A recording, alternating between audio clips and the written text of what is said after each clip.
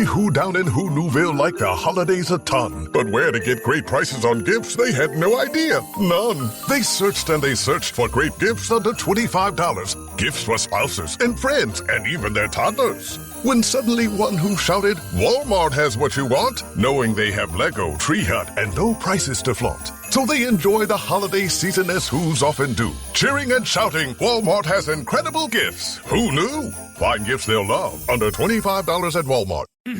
Oh, Hilton stay, your beds are soft and cozy. No lumpy couch, no stiff futon, no shower line at crack of dawn. Oh, Hilton stay. When you want holiday comfort you can count on, it matters where you stay. Enjoy comfortable rooms and friendly service when you stay with Hilton instead. Save up to 25% this season when you book with Hilton. Hilton for the stay. Terms apply. He's not just a person who can open letters and fold them and stick them back together again without anyone noticing. He works on invisible inks. He works on methods of counterfeiting seals. He designs fortifications. He designs explosives. He designs a way of piloting a ship remotely so that you can drive fire ships into foreign things, which, of course, with the Armada is quite a useful technique.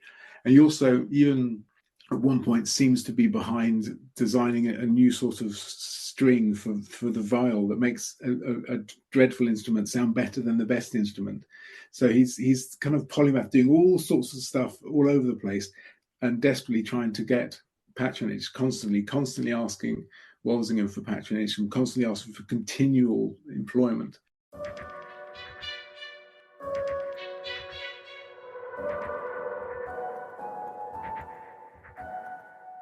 Welcome to the Spy Masters podcast. I'm your host, Antonia Senior, and it's my mission to bring you all the best writers in the world of espionage, past and present, fiction and non-fiction. In this episode, I'm talking to Nadine Akkerman and Pete Langman, two academics who have written an absolutely fascinating book on the early modern world of espionage.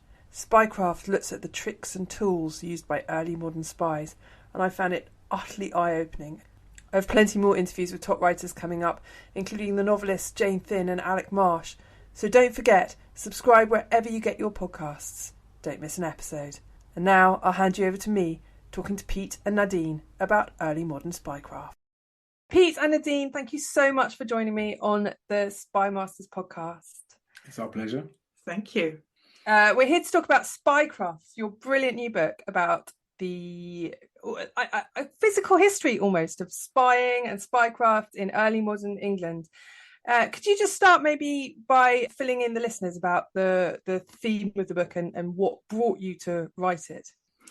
Yes, so we're concentrating on spying techniques in the early modern period. So not so much on the spies as the things that they did, the things that they held in their hands, the kind of tactile nature of spying. And we basically concentrate on 100 years from the beginning of the reign of Elizabeth I, 1558, to the duration of the monarchy in 1660 in England. And we see the Secret Service developing from quite an amateur operation to something which at the end of that period comes close to a semi-professional organization. And it all started when I was promoting my other book a couple of years ago, Invisible Agents, Women and Espionage in the 17th Century Britain. And I had rediscovered a network of about 60 women in the dangerous trade, and everyone was really excited about these women. But at literary festivals, they also asked, what we really want to know is how they mixed their invisible ink. So these women are well and good, but they wanted to hear more about the techniques that spies used on a day-to-day basis. Absolutely. And of course, us being us thought, well, we'll have to write a book about that. Right. So one of the things that I think we need to establish before we kind of get into the nitty-gritty of the kind of tactile spycraft is you have a quite interesting moment in the beginning of the book where you define spy, because obviously we all know what we think it means now. It's a very Cold War dominated idea of what it is as a profession. But what does a spy look like in early modern England? Who are we talking about? In this period, a cultural historian, Peter Berg, has said that there was no such thing as a spy. There was a lot of spying going on, but because it was still so amateur, you can't really talk about a real spy as a kind of modern spy. So they were called intelligences, people who were collecting secret information, and it became spying when the kind of spy handler try to act upon that secret information. And also there was a great overlap between diplomats and spying. Diplomats were called honourable spies. So the boundaries between certain, I suppose in some ways that hasn't changed now, of course, the boundaries between certain professions and spying were rather flexible. It's just the same with criminality. There are a lot of criminals who kind of ended up working as spies and worked as spies simultaneously. And a lot of the things that these spies did were fundamentally illegal or immoral, and the only reason that they weren't imprisoned was because of the spy master they had as their patrons. And of course, if their spy master patron fell, they suddenly found themselves on the wrong side of the law. So it's a real thing that you have to constantly juggle and constantly ask yourself what these people are doing. So, but yes, it's just calling them a spy is a bit simplistic, perhaps.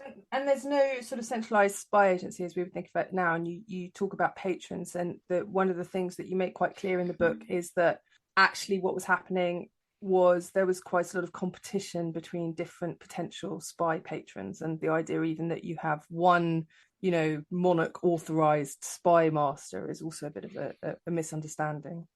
Yes, absolutely. It's very anachronistic. We think of Sir Francis Walsingham as the spy master in the period, and he certainly was successful, but he was just one of many spy chiefs.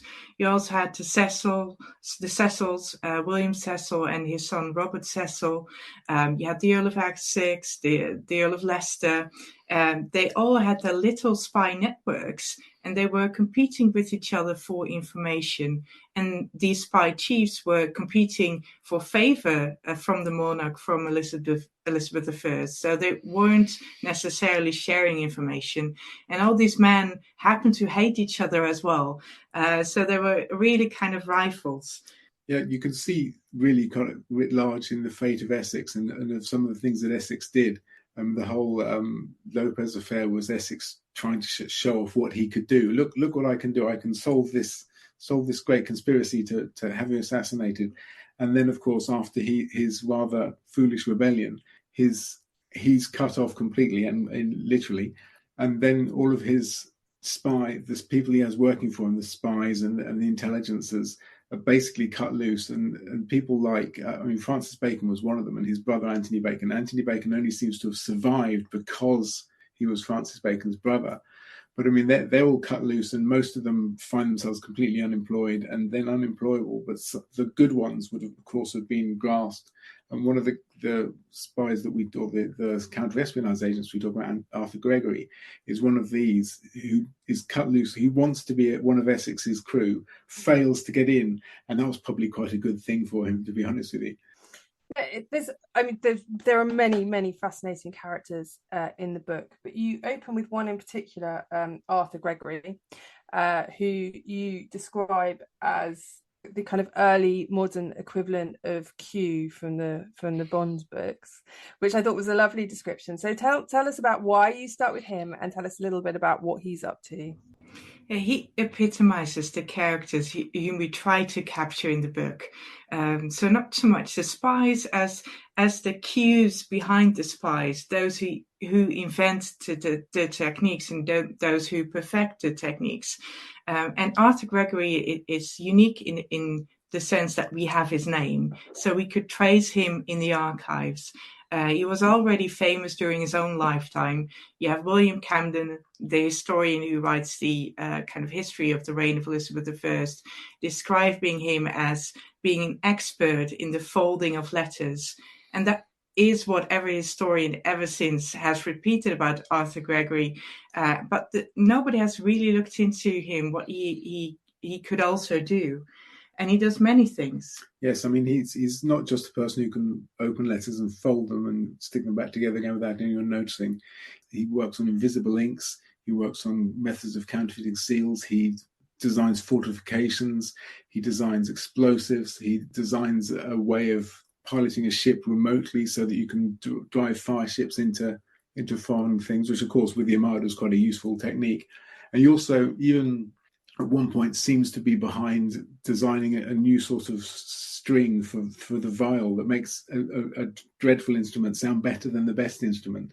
So he's kind of polymath, doing all sorts of stuff all over the place and desperately trying to get patronage, constantly asking Walsingham for patronage and constantly asking for continual employment.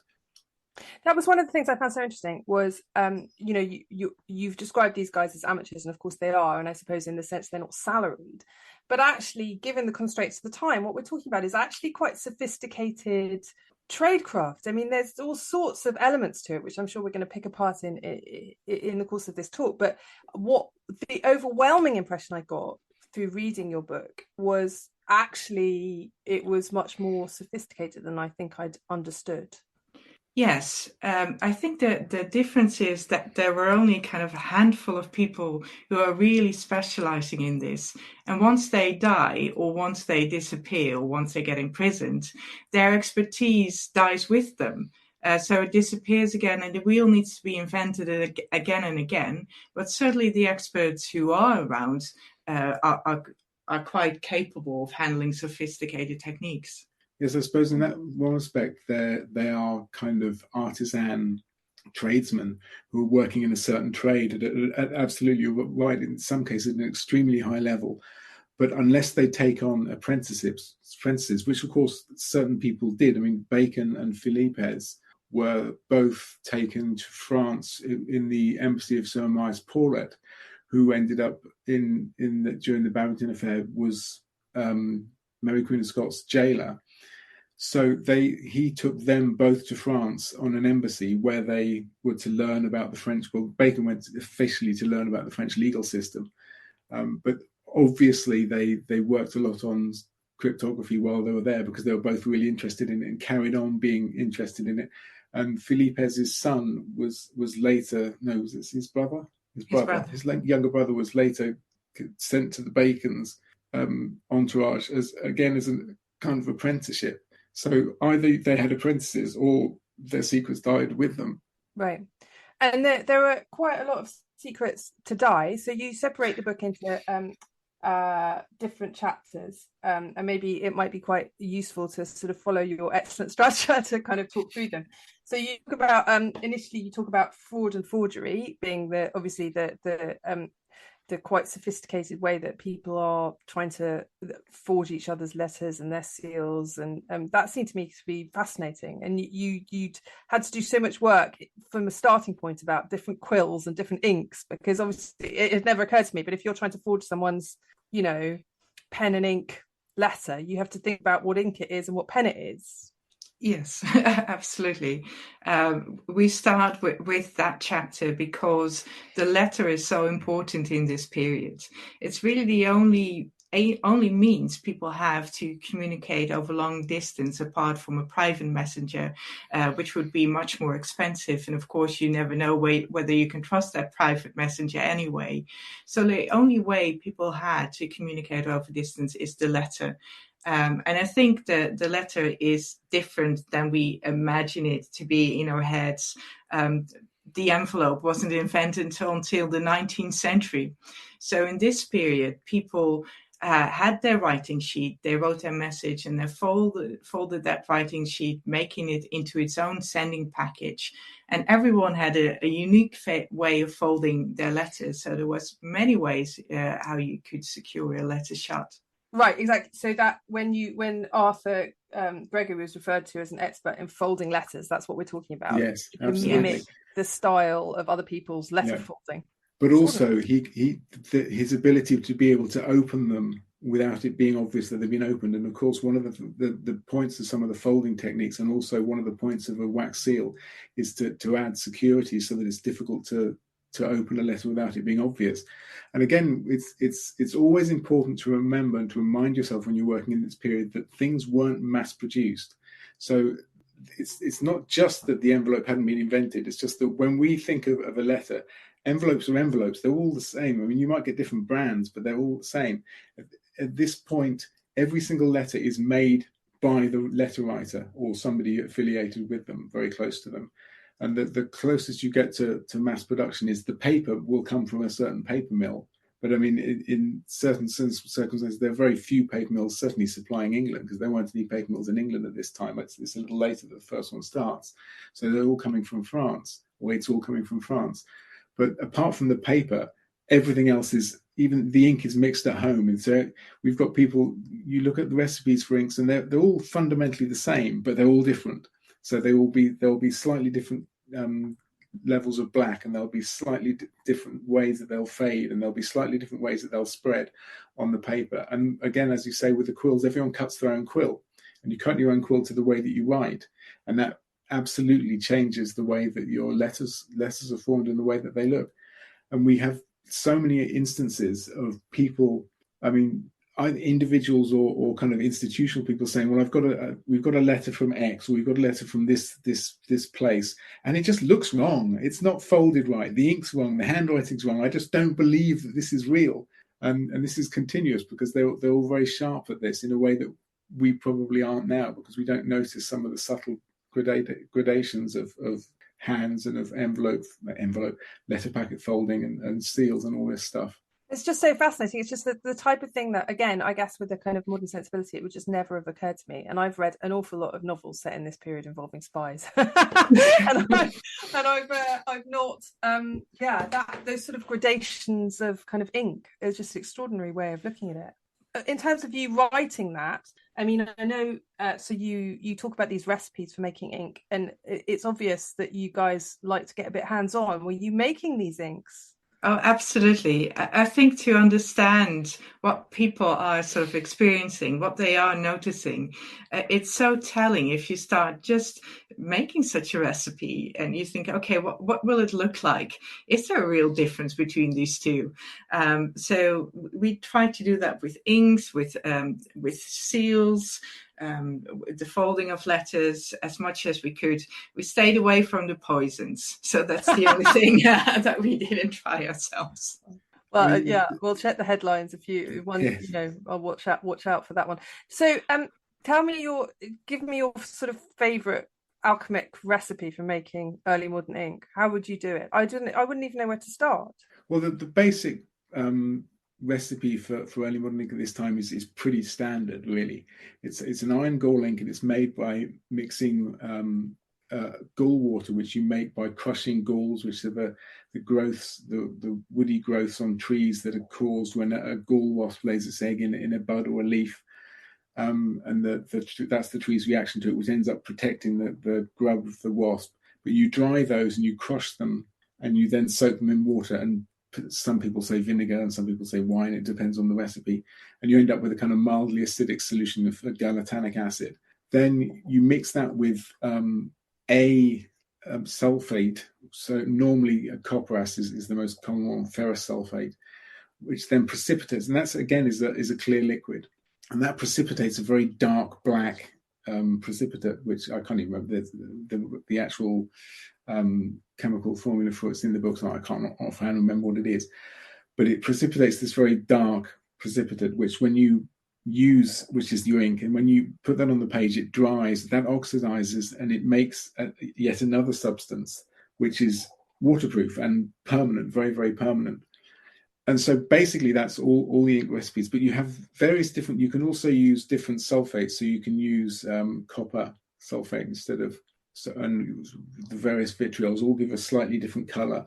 And there are all sorts of different ways. They have different inks for making very different colored inks. So one of them uses dragon's blood, which isn't dragon's blood, but which is a great pity, but they call it dragon's blood. It's one of the plants, isn't it? And so there are all these things where they have different types of ink, and some you'll also add things like gum arabic to them to make them flow differently, because the different ways that they flow works with the quill again to make them work in certain letter forms better.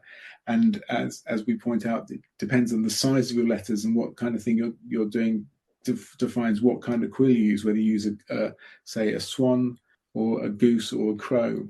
and also which wing you take it from, depending on whether you're right-handed or left-handed, because it curves in a certain way. Obviously, I mean, this is the first thing you think about is I'm going to get my crow quill. Which wing do I want? And then we've got this one guy who gives specific instructions. He says, these 3 feathers from the main flight feathers are the best ones for the quill. So you've got all these crows with their 3 main flight feathers taken off, I presume, floating around, not flying very well. But all these tiny little things add up to make the way that your actual hand is when you write it down on paper. One of the things I loved about your book, which you're reminding me of, is how it challenges my sort of modern assumption that we have a monopoly on sort of being sophisticated and complicated. No, they invented it back then. Well, they had no internet, so they had lots of time in the evenings, even if it was quite dark. That's also true. And then talking about being sophisticated and complicated. Now, I every time I try and think or talk about ciphers and codes, my mind goes entirely blank. Your chapter was the nearest I've got to being able to follow something on ciphers and codes, but I can't. Even then, I couldn't do it. But that's me. There's a blank spot where that bit of my brain should be, and that was one of the things that actually was quite fascinating, because a lot of the ciphers and codes being used in the early modern period seemed to me to be incredibly complicated. And the idea that you could crack these things just with the sheer power of mind, obviously I'm speaking to someone with a mind that resolutely does not work like this, seemed to me to be an extraordinary thing. So can you just talk me a little bit, beginner's guides to early modern ciphers? Yeah, it will always remain a bit complicated, but we try to break it down. And in this period, cipher keys usually consisted of 2 parts. You had your cipher, which was quite often, almost always, a substitution alphabet. So the letter A could be 1, the letter B 2, 3 was the C. So it could be. So let's just take over this bit. Okay. Yeah. Sorry, I'm thinking. No, I mean, not because that's wrong. It's because it is a very confusing subject. I thought I was doing well. Yeah, you were doing well, but you were missing out 3 things, at least. Firstly, I think you're absolutely right. It is complicated, but they found it really difficult too. I mean, we have several people saying that they find this really difficult. Babington, when he's working during the Babington plot, has to have a poet help him decipher the letters he's getting because he can't do it properly. So they're having trouble doing it too. And it also takes them an awful long time. They spend a lot of time doing this. Philippes complains about one code, says, this took me 20 days to do this, to work out this letter. So what Nadine was talking about is absolutely right, that there's a difference between ciphers and codes, firstly, and that a cipher key would have 2 parts of it. One would be the cipher, which is a substitution alphabet, where the letters of the alphabet are replaced by a letter or a number or a symbol, a squiggle. And then you'd have a code, which you have words and names are all represented by a letter or a number or a squiggle.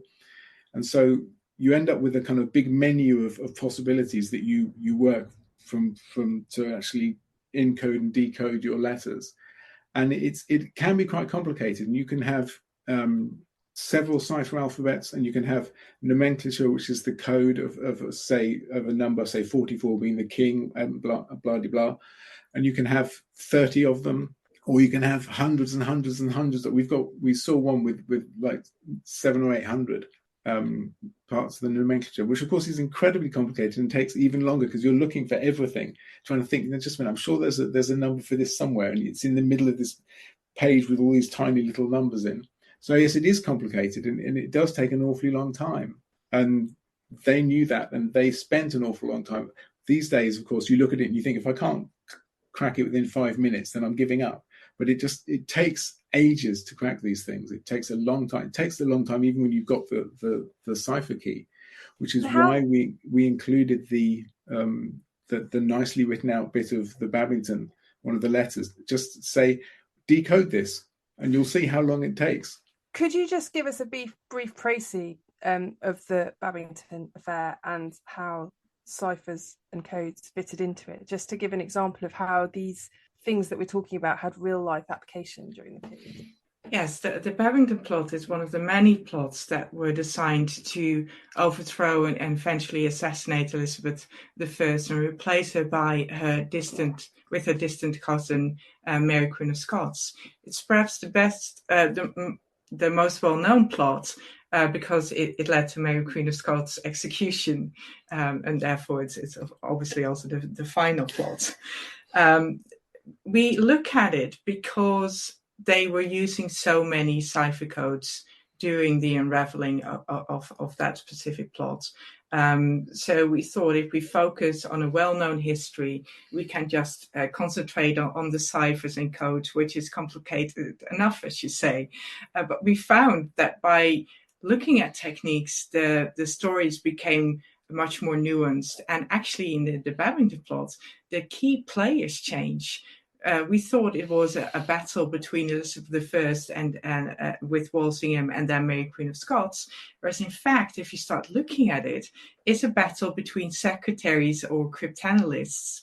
On the one hand, you have Thomas Philippus on the side of Elizabeth I, and then Mary Queen of Scots has 3 secretaries of her own, even though she is imprisoned.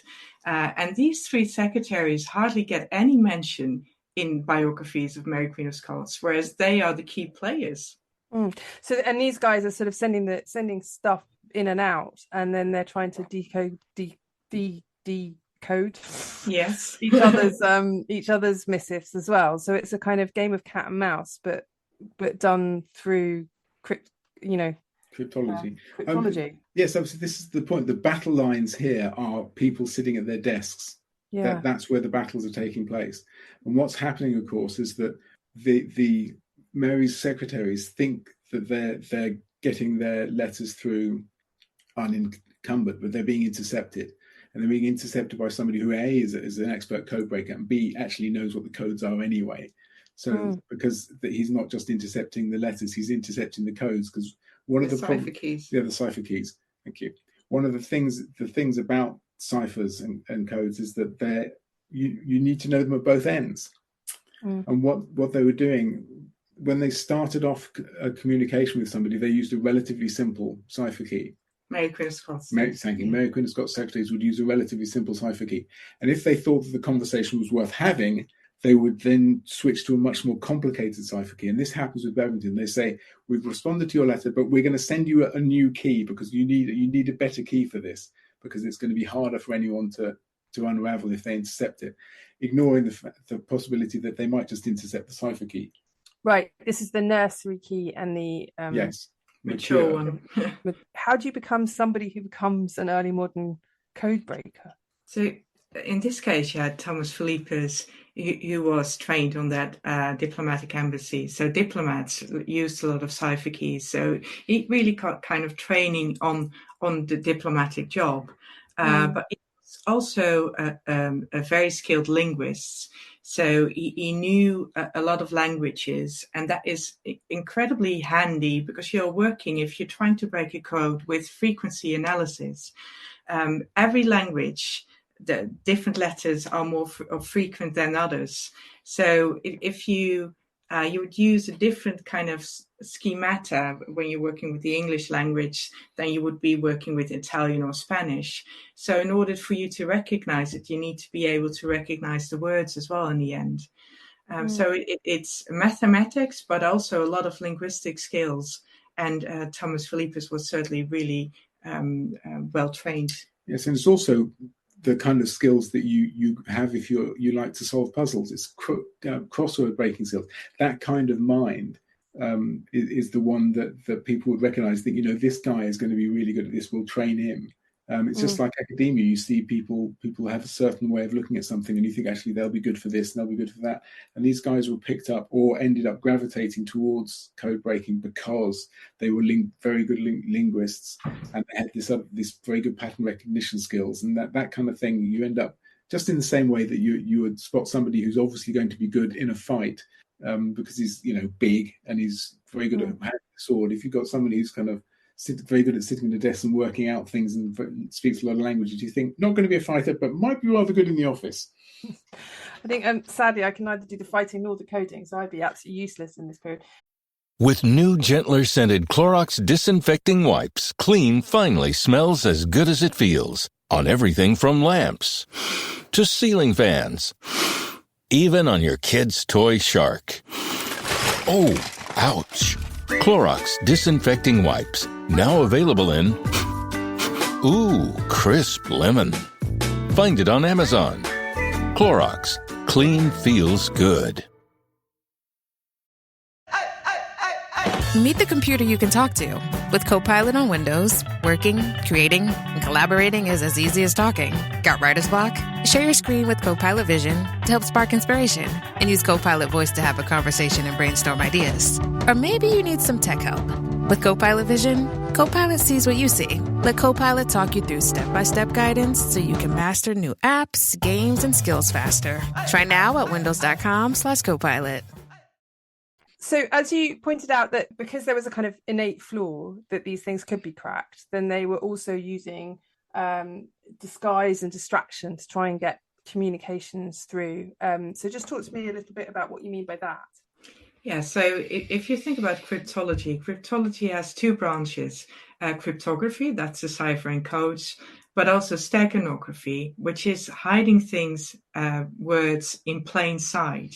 So the problem with any cipher key, if you start using it, is that the numbers or the little squiggles and symbols will stare back at you. So an interceptor of letter will immediately know this person has something to hide because they only see strings of numbers or strings of symbols.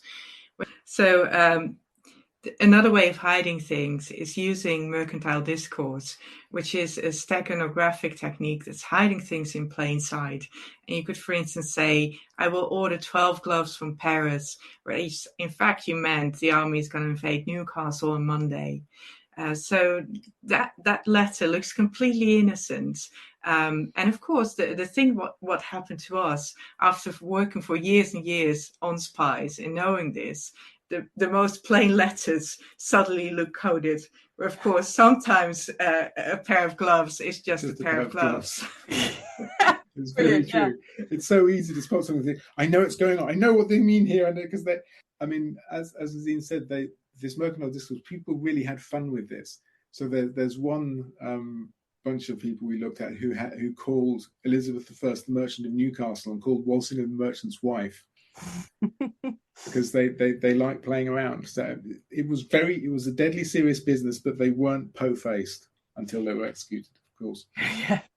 And there were other ways of trying to hide stuff. I mean, in the Civil War period, it seemed to me that there was quite a lot of people swallowing secret messages in inventive ways and then waiting for nature to take its course. Yes, that sounds awful if you start thinking about it. But they were covering letters in wax or put them in little copper boxes, and especially women and children were used as messengers there because they were sort of unsuspected anyway. But if they were caught, then they were given a kind of enema or other laxative or purgative, to get the messages out.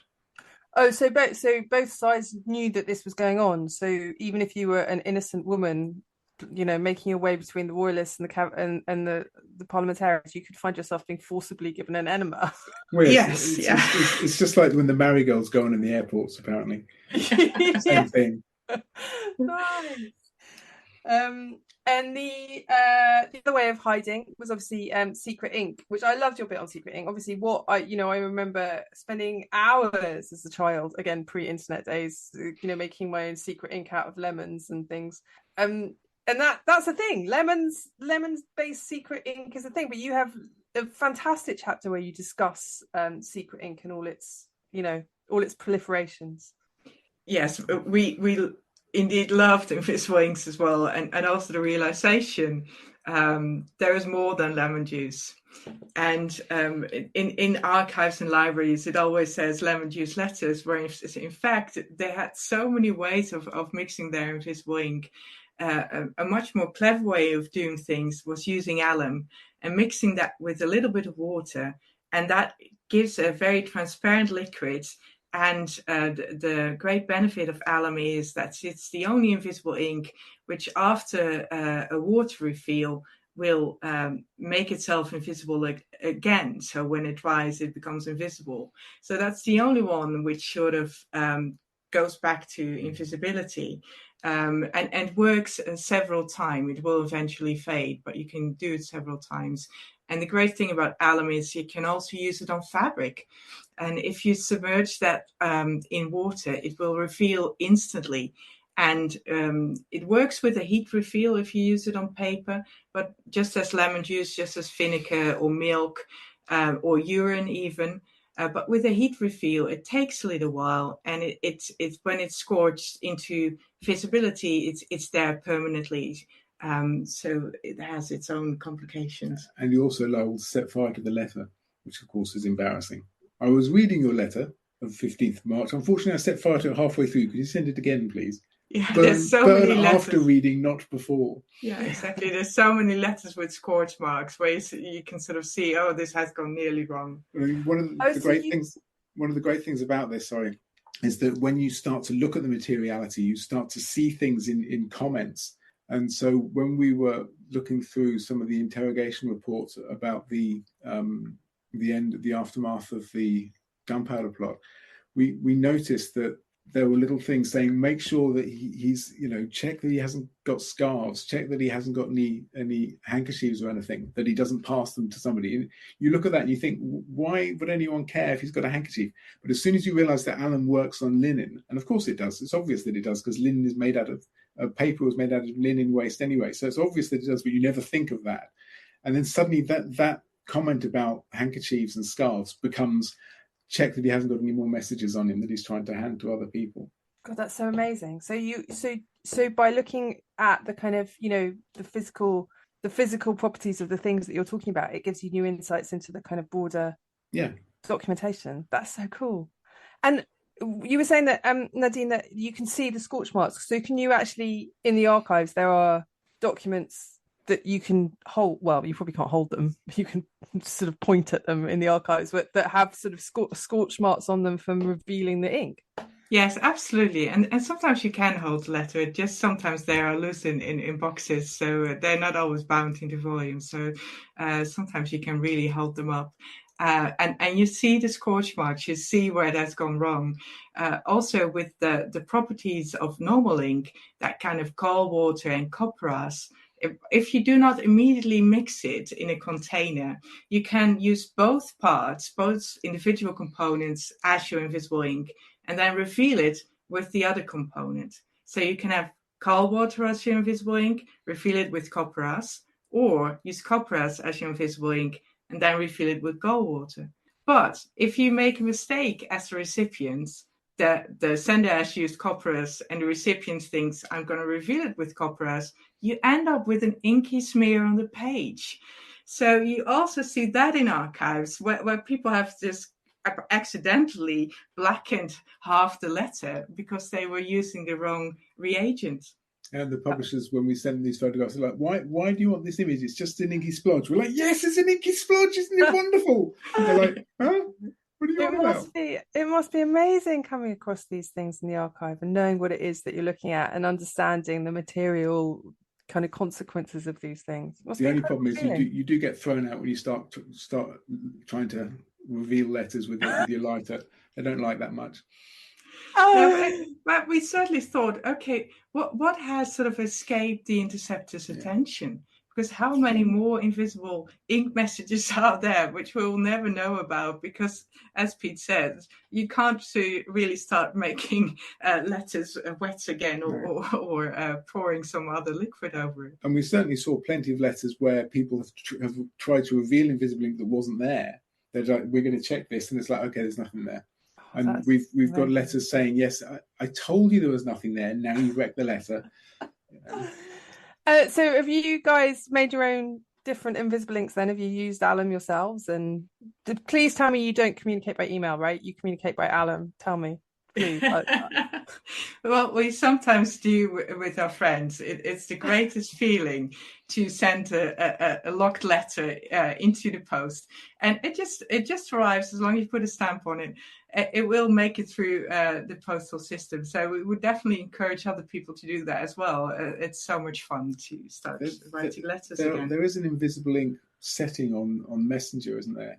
On the iPhone. I'm sure there's one that you can send it as invisible ink, and as soon as you open it, it suddenly reveals itself. Oh, that's slightly less romantic than scratching on linen, perhaps. The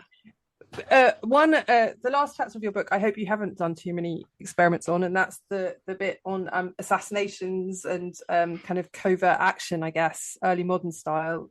So sometimes there's murder and mayhem as well amongst the spies of early modern England. Just tell me a little bit about that. We purposely made it the final chapter, saying you have all these techniques, and if everything fails, there's always assassination. So it's deliberately the final chapter. Kill before reading. Yeah. And we go through various techniques, and poison is the technique you want as an assassin, because you don't have to be in the room. So you don't have to be any near your target. Yes, I think, again, we were thinking of the materiality, and the materiality of stabbing someone is quite obvious until you think, well, actually, if I'm assassinating somebody with a knife, there's going to be somebody next to them, and they're probably going to stab me back. So actually, maybe that's not so good. And even with a handgun, we talk about the way that the guns started getting small enough to conceal. But even with a handgun, you still had to be relatively close, and you weren't that likely to get away with it, as some of the people who did assassinate or try to assassinate various heads of state found to their cost. Poisoning, of course, is potentially something you can do much more stealthily. So you can poison something and then run away, and the poison actually works when somebody does something or eats something. Or you can even get poison delivered by a maid or someone totally innocuous who'd never be suspected, or by a third party. And so it's invisible most of the time, and people don't know it's there. So of course they're terrified of it because they don't know it's there, but they know it exists. So it's a real fear engenderer as well as an effective method sometimes. And how good were early modern, I guess, whoever did the autopsies, how good were they at working out whether it was poison or natural causes? Like, could you get away with it completely, or was it, a detectable crime? There were ways that they thought they could tell, and obviously in certain situations it's quite obvious, but only in certain situations it's obvious that there's been poison happening. But of course, autopsies had other problems as well, and their autopsies were kind of ceremonial to a degree, and they would talk about certain effects that had happened which were nothing to do with poisons, and it's like, oh, their liver's a bit swollen, therefore it's like, therefore you looked at their diet, of course their liver's a bit swollen. And so you looking back at them, they're not so useful as perhaps people might think.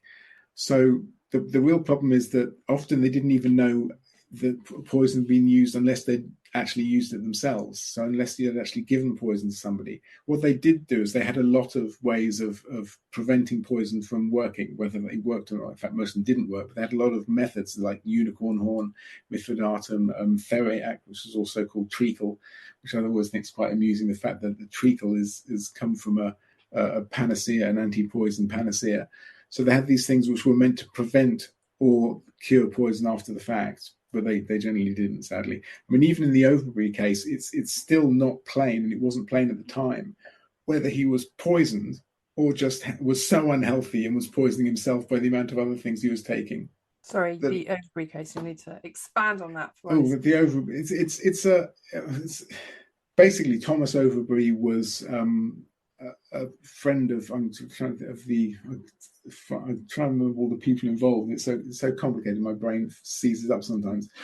Perhaps not go into this one. It's so complicated. It's quite complicated. But basically, there's somebody who ended up being poisoned. That people ended up being done for poisoning. It's a very, very famous poisoning case in the 16 teens, where he didn't approve of the behavior of one of his friends, and his friend got really pissed off with him. It was actually the friend's new wife, and they poisoned him allegedly. And he was in prison, and he was refusing to die. He was very ill, but they were doing all sorts of things, putting all sorts of stuff on his food and in the sauces, but he wasn't using the sauces, and he was still very ill. And eventually, allegedly, they sent an apothecary's boy in to give him a mercury sublimate enema, which is allegedly what finally killed him. But even then, it's not entirely clear that he died from being specifically poisoned, as opposed to just being generally poisoned by all the stuff that he was taking anyway.